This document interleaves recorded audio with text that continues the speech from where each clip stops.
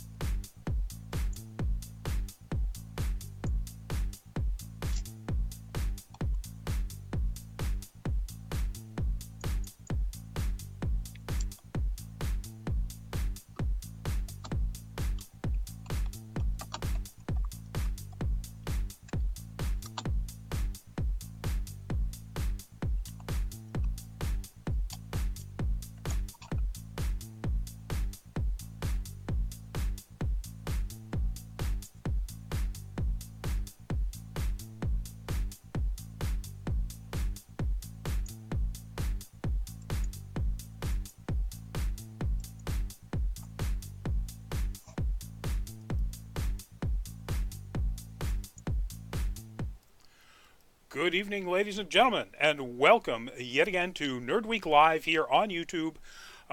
Coming to you from us, the folks at Nerd Caliber. And tonight, we are on Wednesday night again.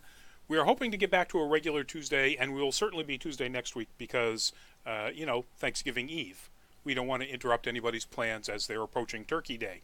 I'm sure all of you are going to be setting up your turkey to cook slowly overnight or smoke it in the smokers, well, whatever. We don't want to interfere with any of you.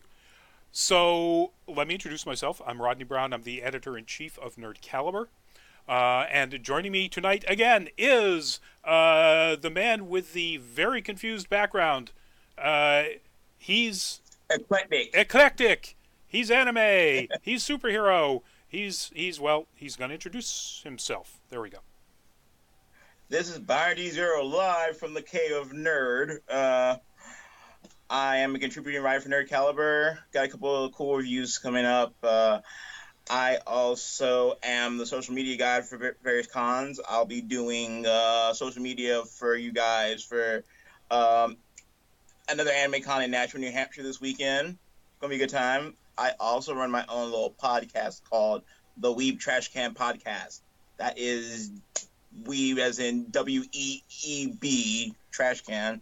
We talk about anime. It's a bunch of old takus, like 30-somethings, talking about some of our favorite stuff. It's a good time. We're on iTunes and Google Play. We even have our own site. I'd post it in the chat, but YouTube's being dumb about that stuff for some reason. Oh, well, hey, it happens. So I'm already seeing people, Brady, hi, Nikki, hi, David, hi and bye. Sure. Damien, hi. So welcome to the show. We got a lot of topics, as I've mentioned in the event itself. We're going to be talking about Stan Lee, of course, but we're going to get that to the end. There's a few things that have a need for a little bit of a deeper discussion that'll happen at the end. So we're going to start blasting through our topics here right away. And the first one is this wonderful bit of news because it falls into my birthday month. Yay me. Hey, Game of Thrones. The Game of Thrones final season on HBO premiere will be in April. We don't know exactly when in April because they're not going that specific. But it will be April this coming year. And I'm very, very excited. Based on, we talked about this last week. Based on a bit of news that was in Entertainment Weekly where they allowed an EW reporter on set for the very final shot. He was, as he put it, and this is the only thing they would let him say, surprised at some of the characters who were in that final shot. Yeah, so Never heard of it, Brady. Neither have I. I think it's this game where you sit on toilets or something. I don't know.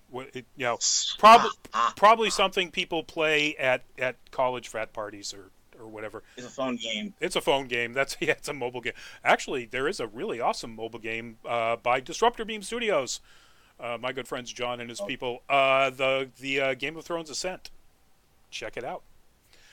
And I don't play mobile games, and I actually played this for a while. Which for me is saying something. Anyway, April 2019. Byron, are you up on it? Have you been following Game of Thrones? I am actually. I caught the last season last year. Me and my friends, we do like a regular Sunday night watch of it. It's been a while. A lot of things in my life have changed since then, but damn, it was a good time. I'm excited for the final battle. Me too. You know it's going to be epic. It is going to be epic. One of the other things that we're allowed to say is that the number of special effects shots for the final battle, I think it was something like triples the amount that was in the Battle of the Bastards, and it's directed by the same guy, and the fight choreography is done by the same guy. So, Cannot wait. I'm looking forward to that. You got to figure there's going to be like walkers and dragons, so pretty much a guarantee that there will be lots of CG shots. Yeah, Brady, check it out if you want. Like I said, I'm not a mobile game player. If you want anything I can do to help John's actually really well. He also does Star Trek Timelines. The Disruptor Beam Studio does that. They do really good work if you're into those sort of things. So yeah, April 2019. I'm there. I'm so there. Still there for it. This Byron pointed out to me, and it's kind of it's funny because it's got to be funny. That's actually one of the very few images you can get from the upcoming Child's Play reboot.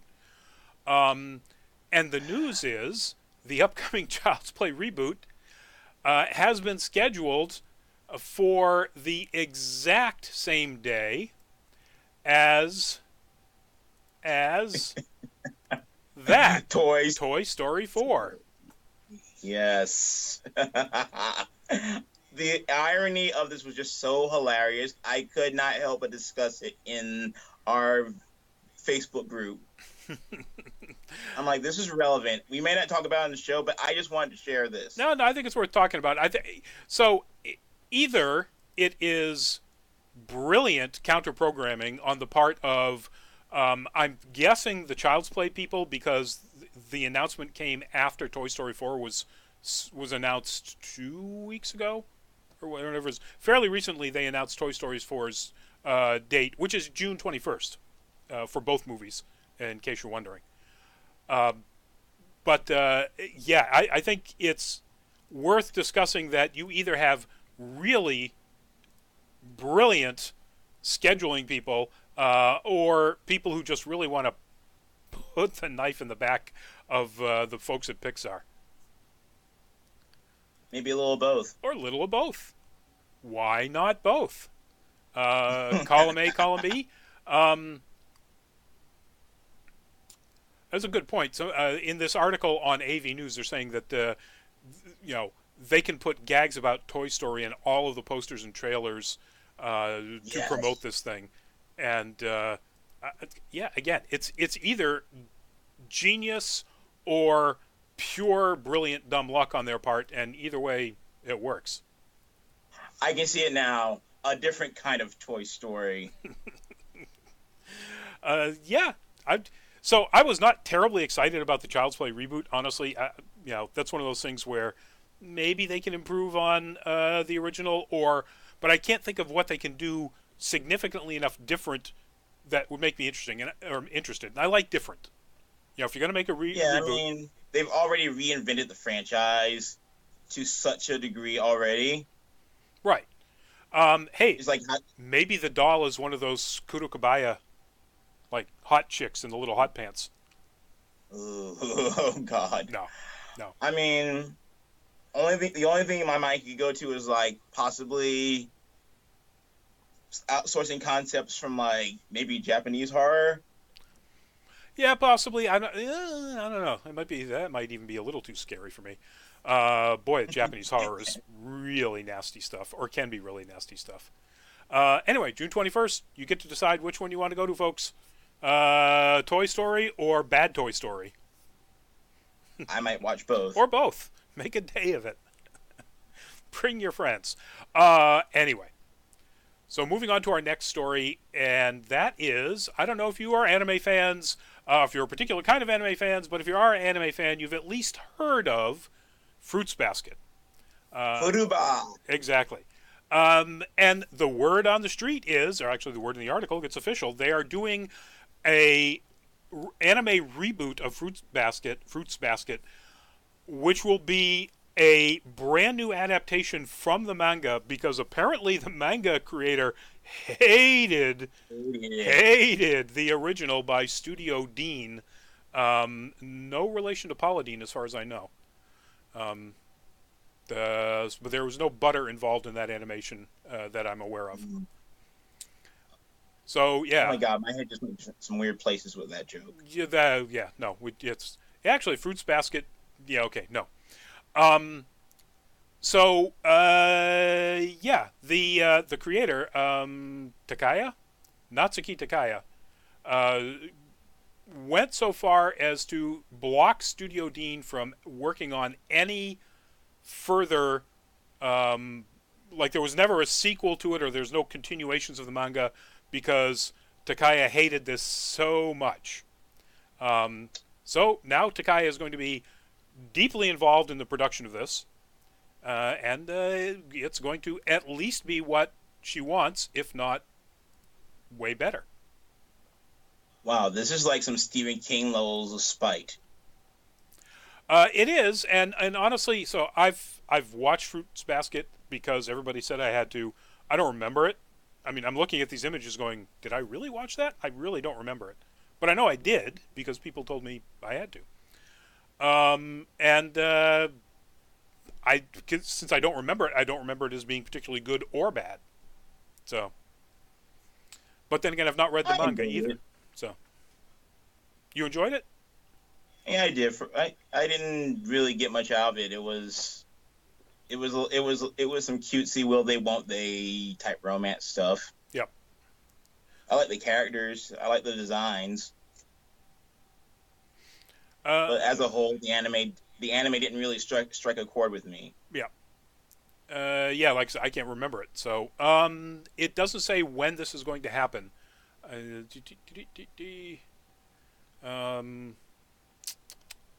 Yep. No news in this particular article, when we'll see it. Anime, I'm guessing 2020. Yeah, maybe. Or mid 2019. Late 2019 at the earliest, I would think. Yeah. If they're just announcing the adaptation now, looking back and when adaptations were announced, it's usually a year and a half, I think. Yeah. So I'm thinking 2020. But well, either way, I'm here for it. I'll check it out. Maybe I'll remember this one. Who knows? All right, now I was gonna suggest a trigger warning for this next bit of news. Let's just say if you're really, really super skeeved out by spiders, you might want to turn away for a second. It's not. So in my mind, there's nothing here to really get freaked out about, but. So here's your image, folks. You can either turn the TV off or your screen off right now, or look away. Spider-Man is running a whole new series of SpiderVerse explorations in a comic that features Superior Spider-Man again. So Doc Ock in Spidey's body, and they're doubling down on the weird as far as different spider people. So you've got this Wild West spider dude. Which is actually kind of cool. Then there's Spiders Man. Yes. Spiders Man is a hive mind of thousands of spiders inside a Spider-Man suit that actually think they are the Peter Parker of the world that they're from. Oh God. Yeah. God. And just the clips I've seen of the particular issue where Spiders Man is introduced, they write it 2.8 million spiders per... Well, yes, but it wouldn't take 2.8 million would more than fill out one human-sized suit, I would think. But good to know, Brady. Thanks for that. Brady says there are 2.8 million spiders per person. I'm assuming them on the planet. So they're writing him so well. He occasionally talks about, as they defeat people who they have to defeat, whether or not it's a good thing for him to be allowed to eat them. It's like, yes! Just on Earth alone. Yeah, well, on this Earth alone, Brady, because I'm pretty sure there aren't any on... There might be spiders from Mars, though. You never know. Come on. This is like something out of a horror movie. Somebody be old enough to get that reference. It is kind of something out of a horror movie. You know, it would be something that would be perfect in as a follow-up to a movie like Eight-Legged Freaks. Oh, God, yes. I just love the concept. I mean, I love the alternate Spider-Man stuff anyway. I've always been even Spider-Ham. I can't wait for Into the Spider-Verse just to see Spider-Ham. You know what this reminds me of, actually? You remember Batman Ninja? Yeah. The final battle? I haven't seen it yet. Oh, okay. So, don't spoil it for me. No, I won't, but when you watch it, you'll understand why this makes me think of Batman Ninja. Okay. All right. Hopefully not that it's, not that great. Because that's what I understand, Batman Ninja was not that great. I enjoyed it. All right. I will too. When I watch it, I'm sure I'll enjoy it. Anyway, let me get some information on this, folks. I should have looked this up in advance to tell you. I believe this issue is out now, yeah? Or were they previewing it? So the event is called Spider-Geddon. And he will appear, or it will appear, I don't think you can call it a he, in issue 3 of Spider-Geddon. I'm trying to find out. They got a lot of clips here from the issue, a lot of screen grabs. It is available now, so it came out this week, folks. Let's see, we grabbed this. Came out last Wednesday, if it's available now, because this wasn't from this Wednesday's release. So it's out there. Go get yourself a heaping helping of a bunch of spiders if that's what you're into. Yes. It looks like you're not into so much. Oh, God. Oh, wow. I'm just like going over all the other incarnations in this new crossover. Isn't it amazing? Like, if you're like me and you love these alternate universe sort of things, I love the previous Spider Universe crossover, and this is just crazy. I love some of these characters, just fascinating. Yes. But we're moving on to our next thing. Not to scare anyone, but as all spiders came together to eat everyone on Earth, they would do it in less than a year. Thank you, Brady, for sharing that information. Mental image is lovely. Luckily, they aren't, in fact, all working together. And, in fact, mostly hate each other. So, let's fingers crossed they continue to hate each other. And will not decide to work together. But anyway, moving on to our next topic. So that is the demise of not Lego Star Wars. If you look right up in the top corner of that book, that is a book, and it says it's Prima. Prima Games is a publisher of strategy guides. This is hard. Prima Games is no longer with us. It is rapidly assuming room temperature if it was in fact a living being, but it's not. Closed its doors. The Dorling Kindersley division of Penguin Random House, which is apparently who was publishing this, will close its doors. Has not yet, by spring of 2019. They have offices in Roseville, Indianapolis, and New York. Roseville where? Oh, come on. AP style guide, folks. If it's not in a major city like Indianapolis or New York, you have to say Roseville where. I'm guessing if it's Indianapolis, it might be like Roseville, Indiana. But anyway, they will be closing and shutting down as of 2019. Byron, you posted this up, and I got the impression that you were a fan of these guides. I was. I mean, it was I remember as a kid, more so as a teenager, that these guides were so instrumental in me doing near completions to a lot of games I played. Like the first Zelda game I ever owned, Majora's Mask. I nearly 100% of that game. If it wasn't for that final mask, because of those books. It was different from say like Nintendo guides themselves because it was only the cold hard facts. It didn't spoil the story per se, any narrative points. It was all the data that you needed. It's like how to beat these levels, the right route to go about it. Uh, they were they were super informative. There were no extraneous bits, and it was something special to me.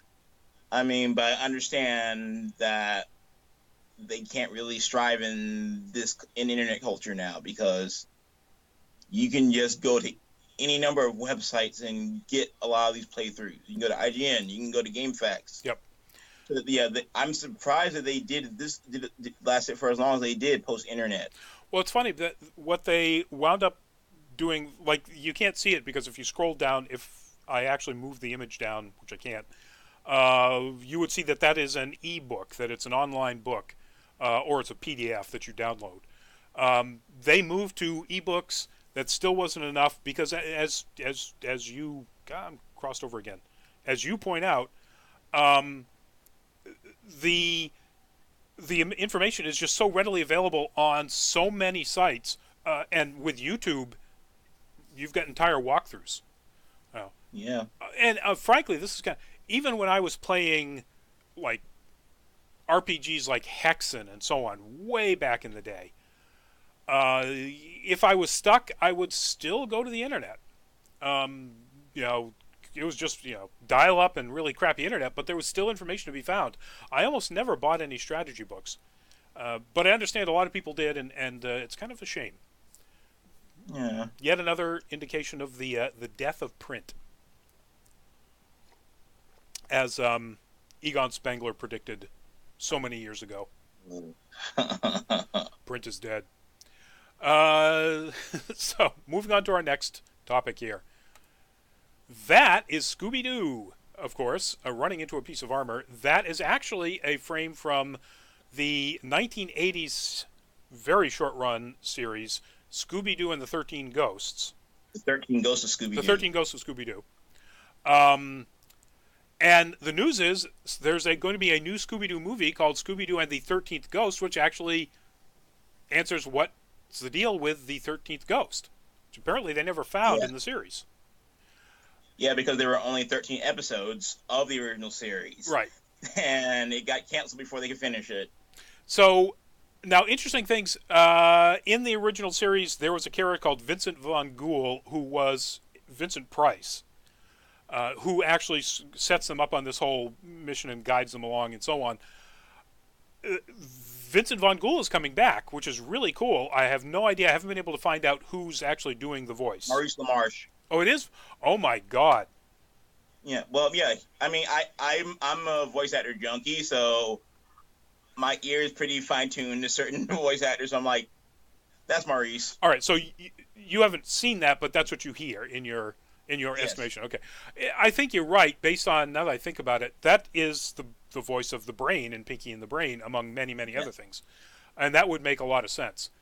Let me put that frame back up. So, as you can see here, this is one of the things that bothered me about the series when it came out.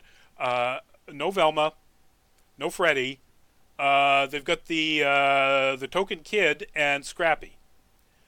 Yeah. Well, this was around the time that they were like, this series came out around the time when Hanna-Barbera was trying to force feed Scrappy Doo down the throats of children all over America. Yep. The movie is the original team. Thank God.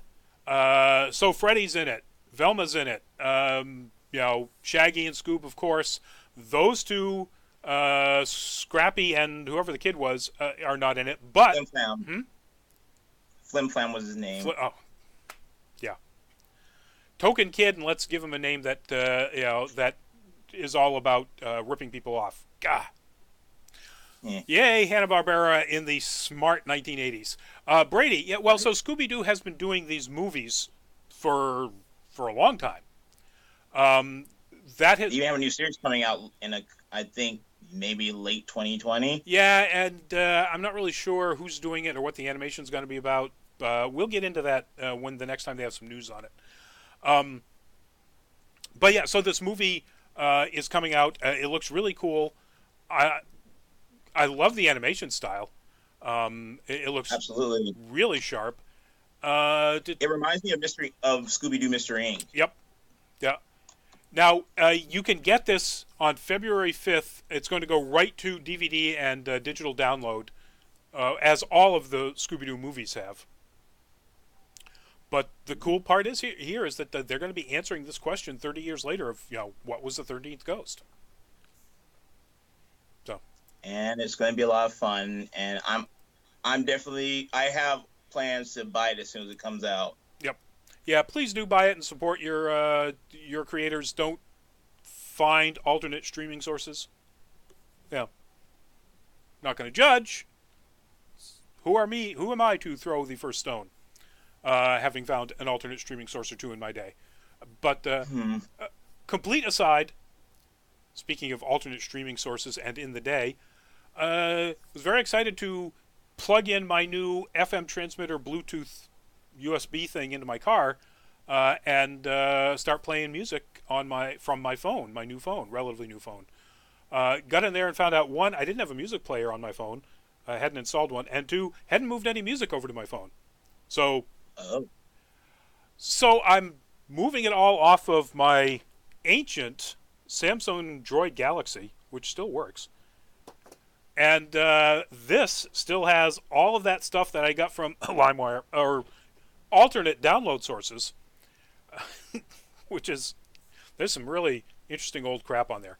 Anyway, um, Brady, if you haven't watched any of the ones that have been coming out over the last decade and a half or so, go back and check out some of them. They're actually really well done. The Scooby Doo movies we're talking about. Zombie Island movie is probably one of my Yes, favorites. Zombie Island is really good. Anyway, moving on to our next topic. That right there is Cassian Andor, as played by Diego Luna. And the news is that Cassian Andor, as played by Diego Luna, is getting his own live-action series on the new Disney streaming service. That is dope. That is so dope, as them kids say. Um, I now, love it, Rodney. Now, the article I'm looking at does not say anything about the details of when this takes place, where in the storyline of Diego Luna's, because remember, he was a spy, spy slash assassin for the rebellion. And we don't know whether it takes place before he meets K2SO, if K2SO will be in it.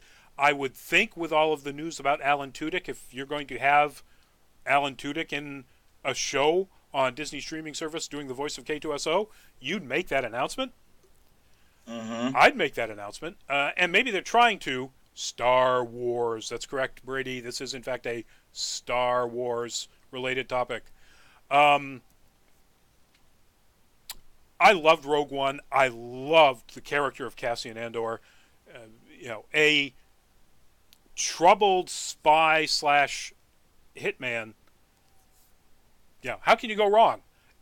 All about the mission. All about the mission, as played by like the ultimate Latinx emo senso boy. And let me tell you, that guy is. You can't see it, but I can. That guy is it. I mean, that was all his character was about, and he did an awesome job. I mean, one of the things I'm very interested to see, like how how much they expand upon his character, and like what kind of, if they're going to be, it's going to be like a lot of like arc based episodes, or it's going to be all more standalone. I would assume it's going to be an arc, but I don't know. And again, they don't give you any information. Well, no, okay. It follows the formative years of the rebellion and prior to the events of, well, we figured it's prior to the events of Rogue One. Spoiler alert: we won't tell you why it has to be prior to the events of Rogue One. Um, but it doesn't say how far back, and it doesn't say how many episodes, and it doesn't say when this is going to happen. So, looking forward to it whenever it happens and however they put it together, frankly, because I loved Rogue One all to pieces. And all these streaming services are going to put me in the poorhouse.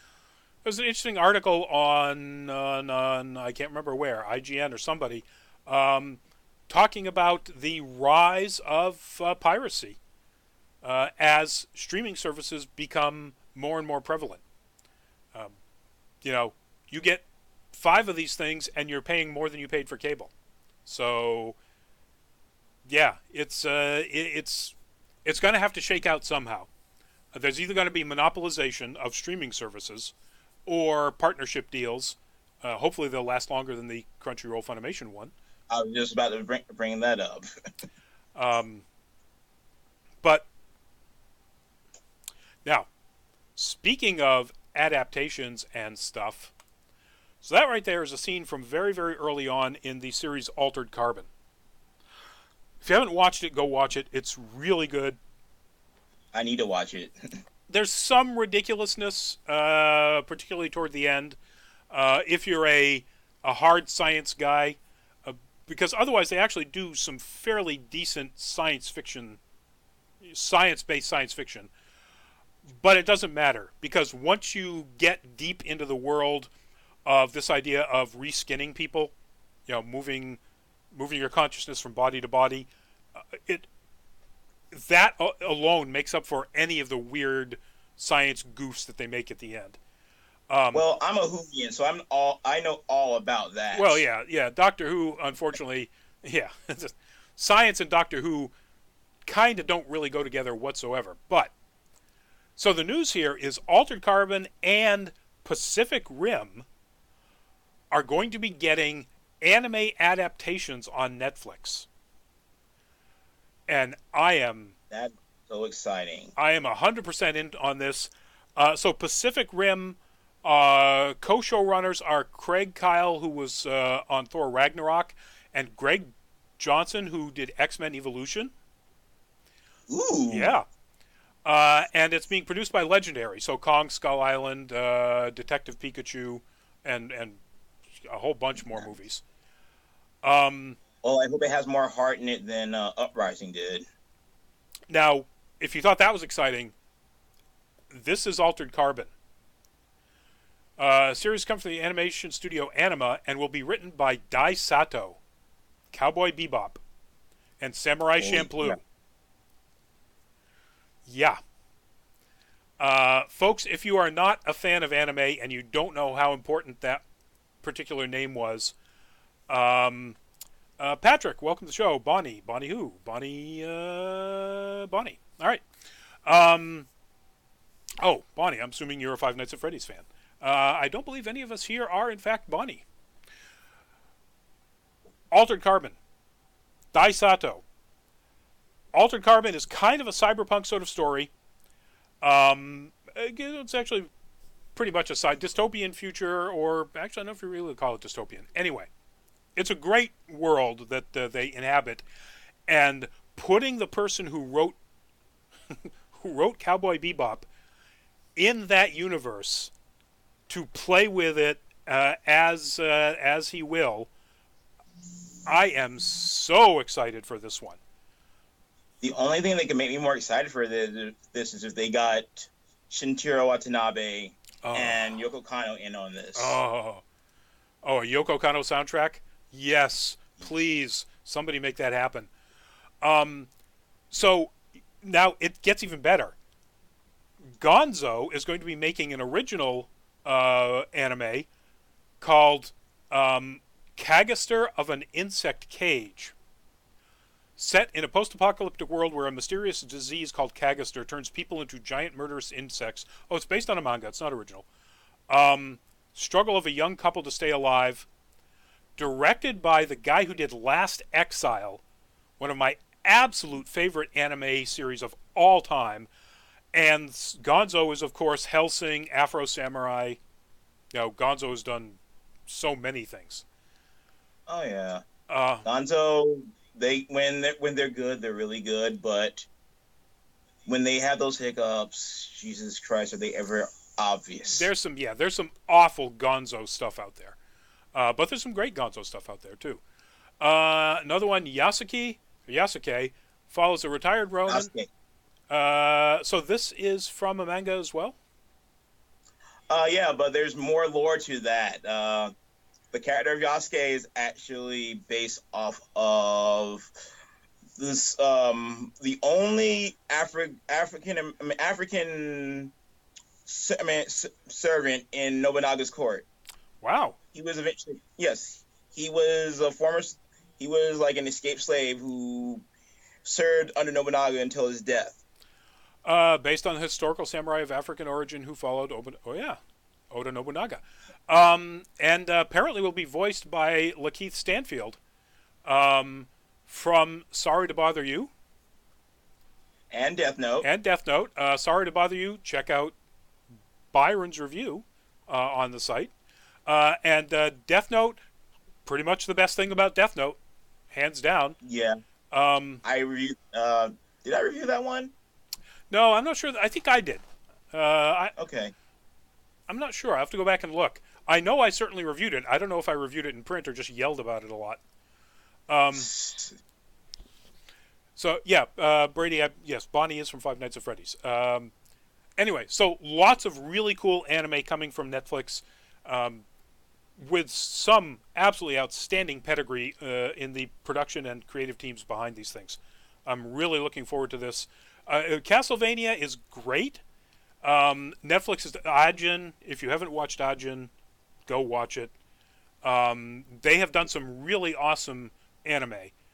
Knights of Sidonia, I absolutely adore. I'm looking forward to their eventual release of Saint Seiya. They are doing a new. Well, while you're on that topic, are they doing a new one, or are they picking up all the Saint Seiya stuff and putting them on Netflix? They are doing a new one. Wow. All right. That's one I've not gotten into at all because there's too much depth there. It'd be sort of like going back and trying to watch One Piece. Yeah. There's just way too much stuff going on there. But I know people who are absolutely dedicated fans. And it does have a huge fan base.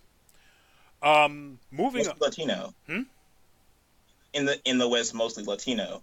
Oh yeah, actually, now that I think about it, most of the people I know who are really dedicated fans are Latins. Good point. Yes. So moving on. We have that stupidly cute, wonderful. So the trailer dropped for the Detective Pikachu, Pokemon: Detective Pikachu, and there's been some pushback on the design by people who I think are really freaked out that it is not, as the original images looked, just a smooth yellow Pikachu figurine. It's furry. It's an animal. And I love it. You are Detective Pikachu, Brady, or you think that's the name of the show? I'm pretty sure it's Pokemon Detective Pikachu, right? Yeah, I'm pretty sure. Yeah, it's Pokemon Detective Pikachu. Is the name of the movie. Ryan Reynolds, as we all know, is the voice. We should know if you don't. Is the voice of Pikachu.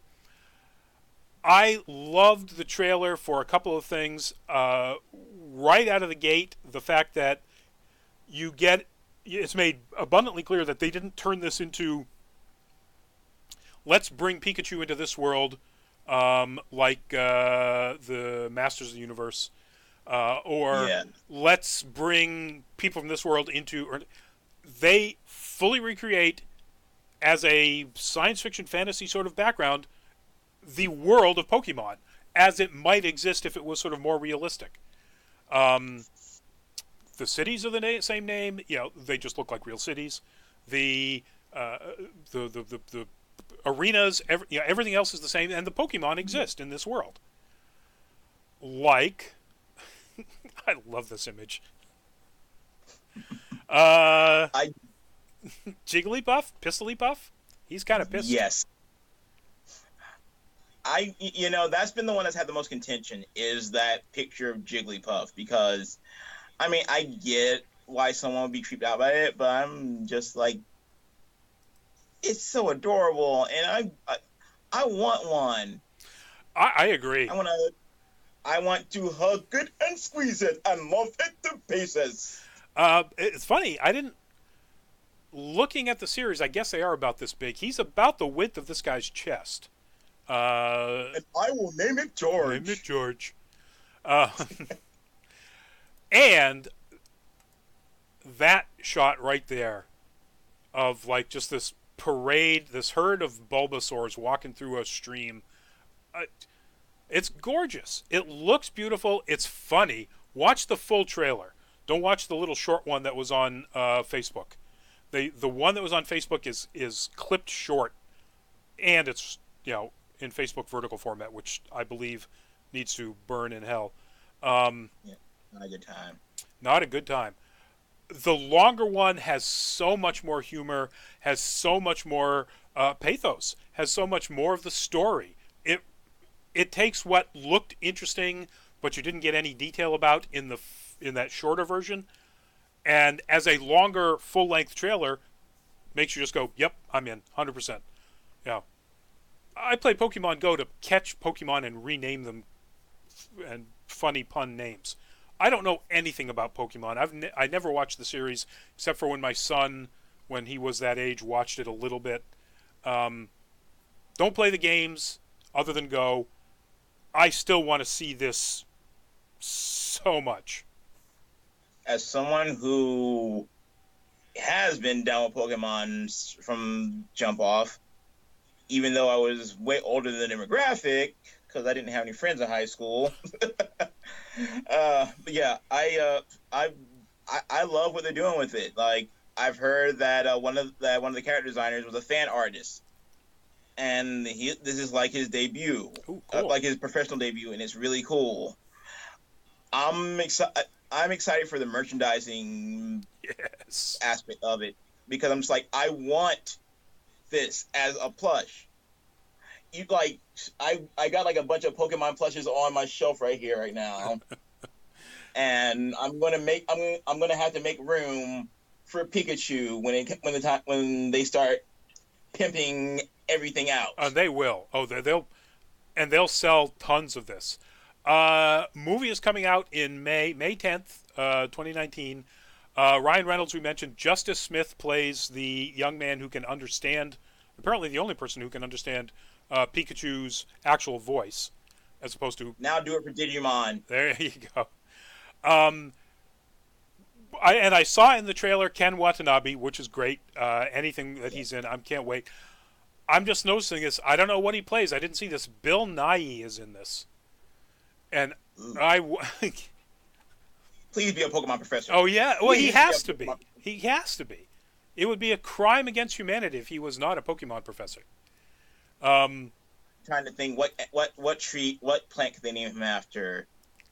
Professor Lemon because he's so sour. Yeah, he wouldn't be Professor Oak. Oh, I guess he could be Professor Oak. It has to be named after a tree, so he couldn't be Professor Slarty Bartfast. Which would be awesome for those of you who are... Professor Thistle? Professor Thistle. Professor Thistle. He could be a Professor Thistle. Anyway, May 10th, folks. Check out the trailer and decide for yourself if you love the look or if you don't. Or there are some people who are kind of, I'm freaked out and I don't know why, but I still like it. And maybe that's you. Don't be you being this person. Not that person. You can be Doomfist all you want. You can play Doomfist or you can cosplay Doomfist. Or you can play Reaper, but that's not what this is about. This is about Doomfist.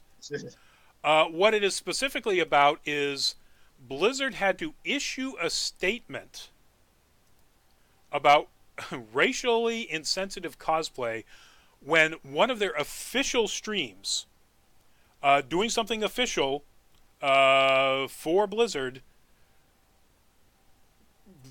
the Blizzard apparently did this social media event that people were supposed to do cosplay during their streams, and this Kim Binbon Jin Young was one of the several presenters who took part in this cosplay on the stream.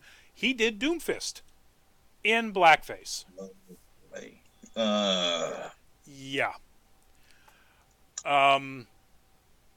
We don't know. I haven't seen an update. The last update didn't say whether or not he is continuing to be an official streamer for Overwatch or not.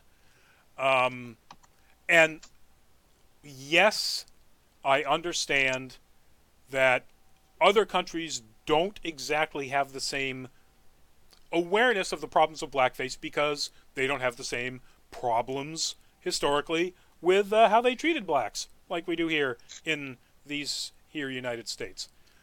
Yeah. That said, Blizzard is an American company and should have made it clear to all of their streamers that there are things that are not allowed. And that's one of them. I mean, be perfectly honest with you, it's like when someone commits a crime, it's like ignorance of the law is no excuse. Ignorance of the social situation is never an excuse, because any other situation when you don't read the room, you're still going to be ostracized to some degree. Yeah. Yeah. I mean, there are certain, let's say, colorful epithets that people from England and Australia in particular, throw at each other when you're good buddies. Which, in a feminist-aware United States, will get you booted off any social media platform faster than you can shake a stick. People are aware that you don't do that here. There's no reason why people who are in other countries shouldn't be aware that you don't do blackface here. Or anywhere, frankly. Russia. Looking at you. Russia and Germany don't seem to get that. Yep. They don't seem to understand it because they're some of the repeat offenders in the cosplay scene. Yep. Good God, are they ever. And the thing is, it's not that they don't understand it. And this is going way back to an issue where a photographer shared an image they had taken, a Russian photographer, of a Russian cosplayer in blackface, and had to say right out of the gate, please don't jump all over this and criticize. They knew it was wrong enough so that they knew they were going to get garbage for it, and asked people not to give them garbage. If you know it's that wrong, just don't do it. I don't care how beautiful your image is. I mean, that's like shooting a cop in a police precinct and saying, please don't arrest me. I just want to see if I can do it. Exactly. Anyway. Don't be doing that garbage. Wake up. Nope. Be smarter. Speaking of people doing garbage, and I'm gonna get mileage out of this Fallout 76 image like you wouldn't believe, because every time Bethesda does something dumb with Fallout 76, that's going up. And again, that's just an image from the game where I guess it's where you find the armor. So what the story is here is that apparently there was problems with the Fallout 76 beta not allowing people to uninstall the game unless they actually went ahead and purchased the game. So you only got access to the beta if you pre-bought the game, but that doesn't necessarily mean you made an actual purchase of the game yet. And there were multiple reports, Reddit and other places, with people showing screen grabs and actual video of them having problems with being able to uninstall the game. Now, Bethesda is known for having a bug or two in some of their releases. They were famous, as we talked about just last week, for having a bug where if you did any sort of activity with the download you just did, it would completely wipe it off your system. Like if you clicked once you installed it, you click the play button, gone. Or even once you download it, you click the install button, gone. That said, from what I've been hearing and reading after the fact, this is a bit of a combination of user error and Bethesda not anticipating that there would be users who would be making this error. Apparently, people downloaded the game, either didn't want to use the credit card they were using, decided they wanted to buy it in some other fashion or something, so they canceled the sale and then went to uninstall it. And even if they had purchased a different version, they couldn't uninstall it because now the two accounts didn't match. So first off, that's a kind of a user error. But second off, boy, Bethesda should have realized that that would happen. How could you not realize that? Yeah. It's stupid.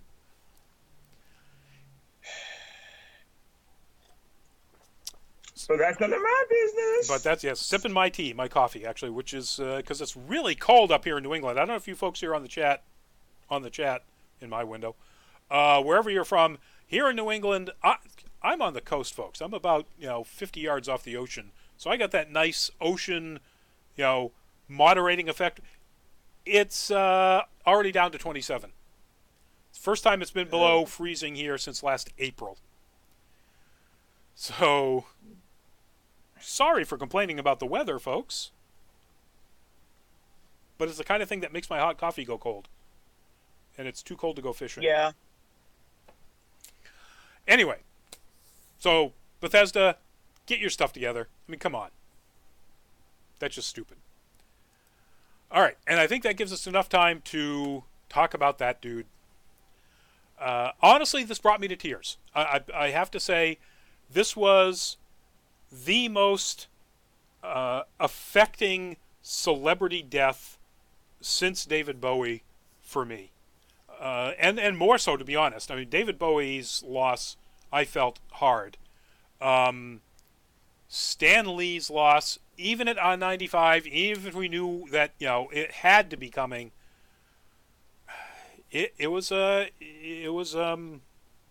emotionally rough. Yeah. And if you want to read our various reminiscences, you can go to Nerd Caliber. We did an article about it. A bunch of people weighed in about what Stan Lee meant to them. Mine was, Stan was very instrumental in helping me wake up and move out mentally of a late 1960s, early 1970s rural Maine racist background. I've said it plenty of times. My background is, my neck is as red as it can get as far as my background goes. And Stan Lee's characters like Black Panther and so on just blew my mind. Woke me up, as the kids today say. Yeah. And he so many other wonderful things that he did. And yes, Dana, back on only for 5 minutes. Welcome, Dana. And in those 5 minutes, I tell you what, Dana, and anybody else who's on, Brady, anybody else who's on, real quickly, type in, if you've got a Stan Lee reminiscence, put it up there. Anything, please. Anything. Let us know.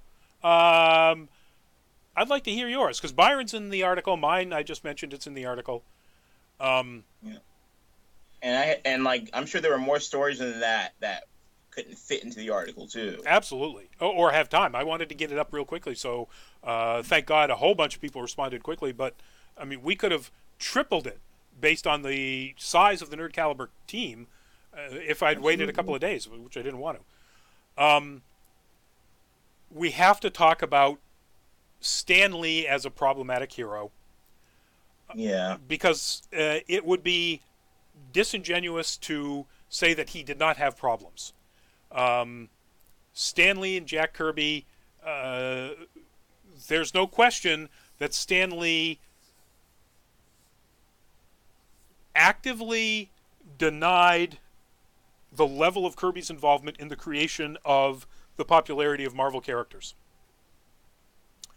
To the extent that it resulted in Kirby leaving, it resulted in lawsuits, which were just finally settled over years and years. I mean, not recently; it was settled quite a while ago. But the two of them never became friends again, and that just makes sense.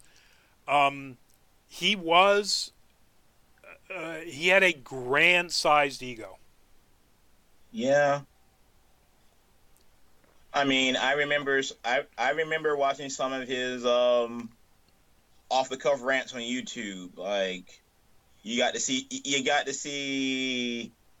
didn't you got to see the non teddy bear side of him that he showed to most of the public and to his fans. Right.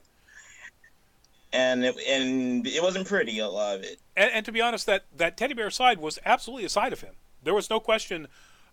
He was all about harmony and peace and love. He was all about, you know, getting along with everybody in the world except for those people who do not get along with people.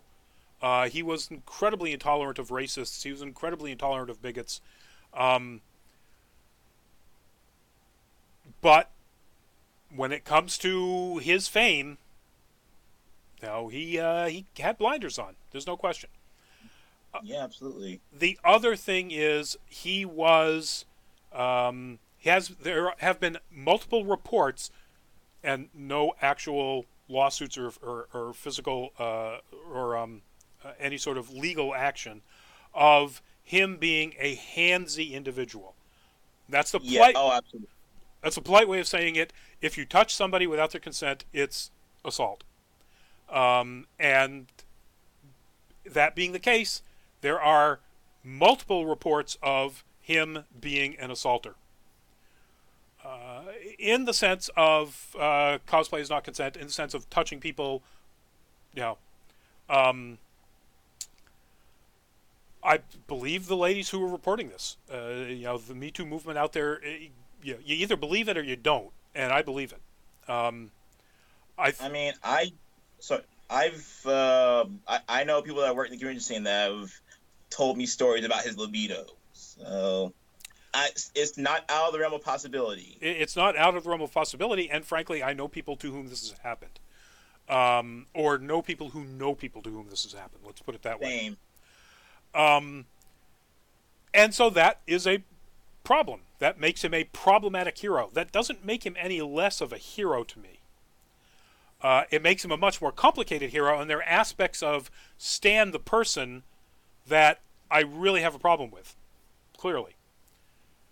You can appreciate his body of work and the good work that he's done, but just acknowledge what he has done wrong.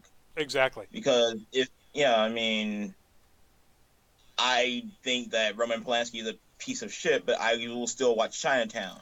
And I will, for me, Stan falls somewhere in that spectrum, and frankly, a lot further away from Roman Polanski. Oh, absolutely. Because I mean, he's not a pedophile. He's, well, there are reports that some of the people that he's inappropriately touched, the cosplayers, have been underage. That I don't know about. I do know that Roman Polanski was in fact a pedophile, and there's no questioning that. What Stan did was wrong, but it's a learnable wrong, or would have been a learnable wrong if Stan was still with us. And what he did other than that was so right. And in my mind, he can exist as a hero for what he did right and be a problematic person for what he did wrong. And I'm not going to get into the which ways more. The wrong is wrong. That's it. There's no, nothing. I think it's enough that we acknowledge what he did. Yeah, nothing offsets wrong. A certain amount of right doesn't offset wrong. The only offsets wrong is acknowledgement, contrition, and punishment. But he had a ton of right, and it's the right that I celebrate while acknowledging the wrong.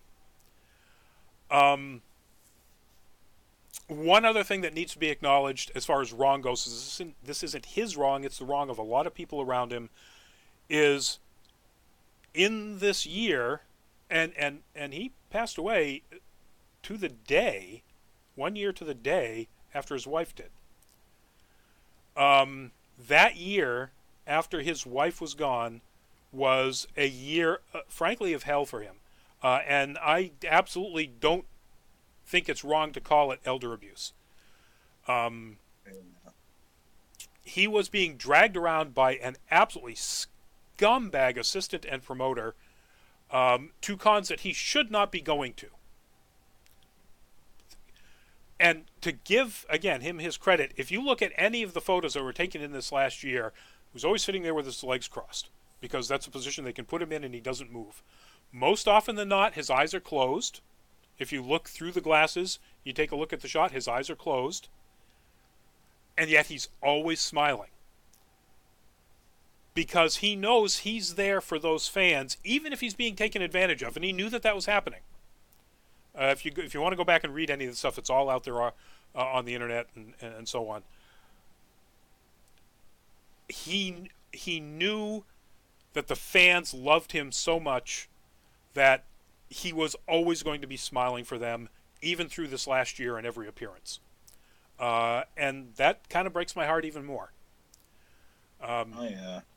If Lewis was here, Lewis works for Elder Care.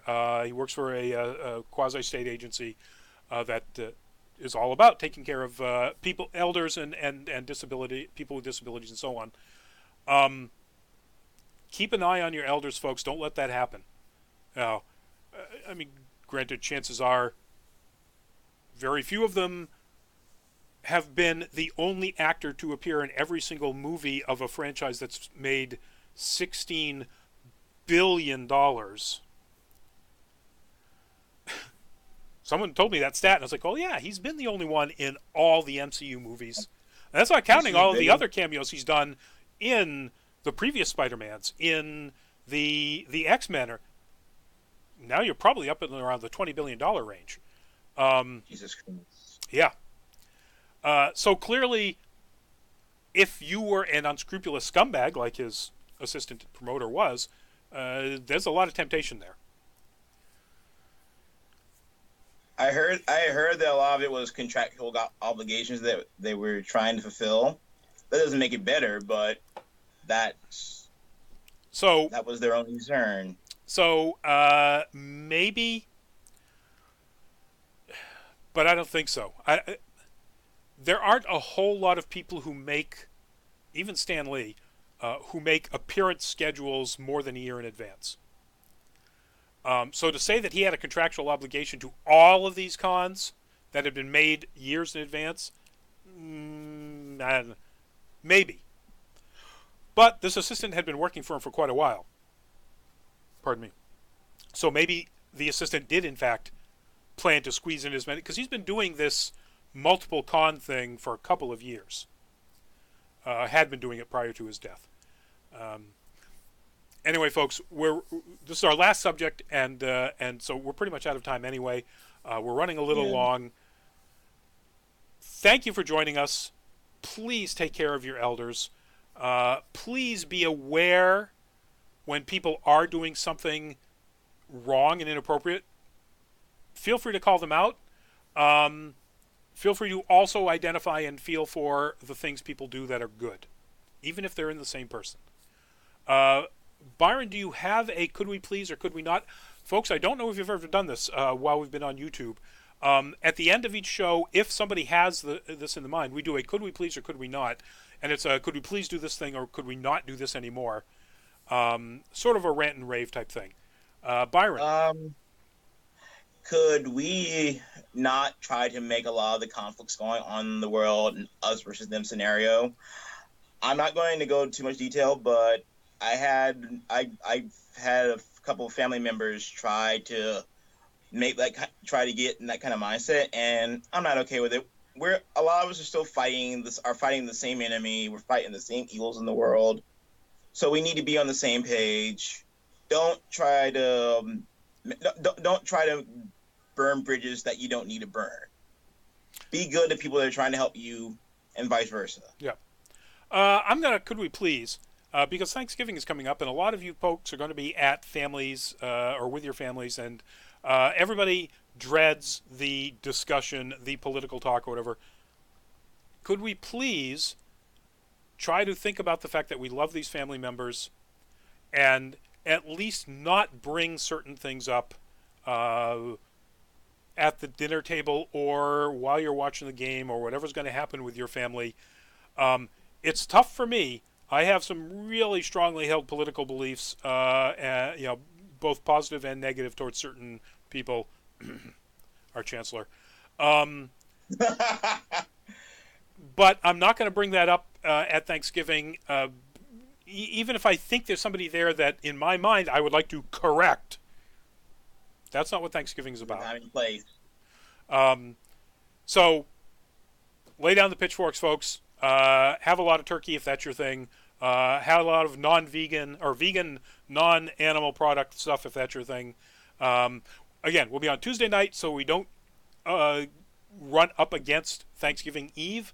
And we'll see you Tuesday night back here on YouTube with more Nerd Week Live.